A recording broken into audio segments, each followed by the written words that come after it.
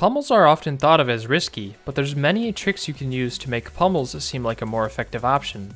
Those are 1. Rule of thumb, 2. Buffered down throw and timed throws, 3. Option select throws, 4. Opponent's mashing style, and 5. Opponent's mashing habits. Let's go more in depth. Rule of thumb is most simply explained as for every 50% you have enough time to get one pummel. Percent divided by 50 floored equals the number of pummels you should go for, meaning if they have 40% you go for 0, 60% means 1, 90% means 1, 130% means 2, etc. 2.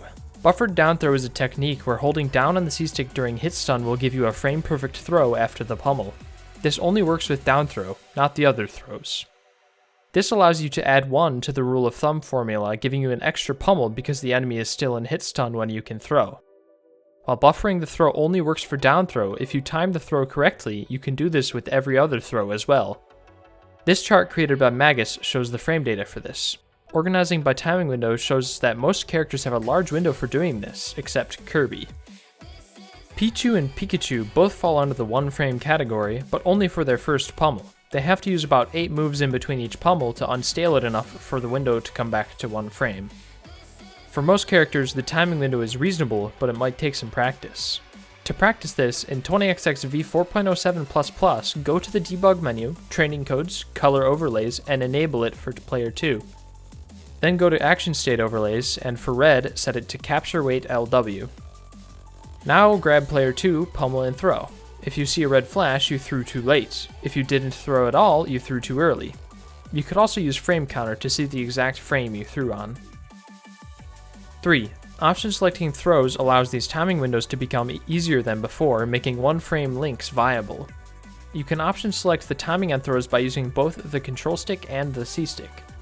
This works because even if the control stick is holding a direction, a C-stick input in that direction will throw. If you offset the control stick and the C-stick input by 1 frame, you turn the 1 frame window into a 2 frame window, making it easier and more consistent.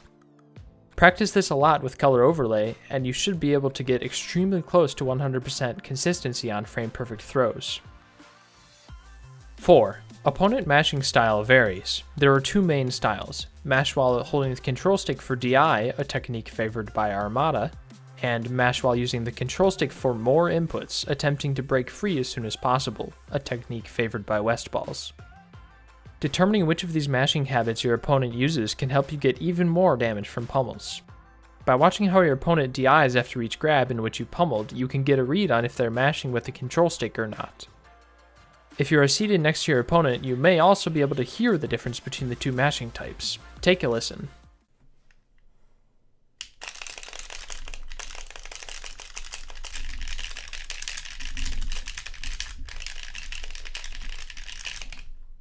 You can also look in your peripheral vision or look straight at their controller, but this is kind of a gray area in rules and is seen by some as grimy. Anyways, if you determine your opponent is DIing while mashing, you can drop the rule of thumb to a lower number like perhaps 40%, allowing you to get more pummels at higher percents. Typically, the downside to doing pummels is the opponent has longer time to DI, which sometimes matters and sometimes doesn't.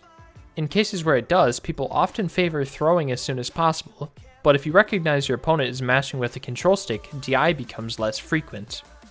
If your opponent is particularly good at DIing instant throws, the chance of DI when they mash may even be lower than if you were to instantly throw.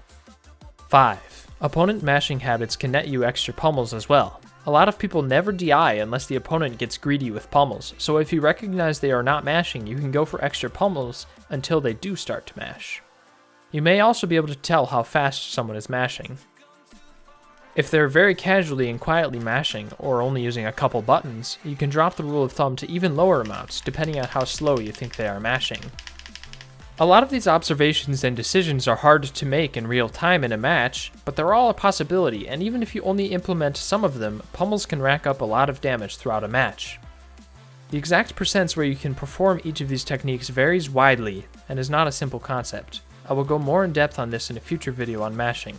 Thanks for watching.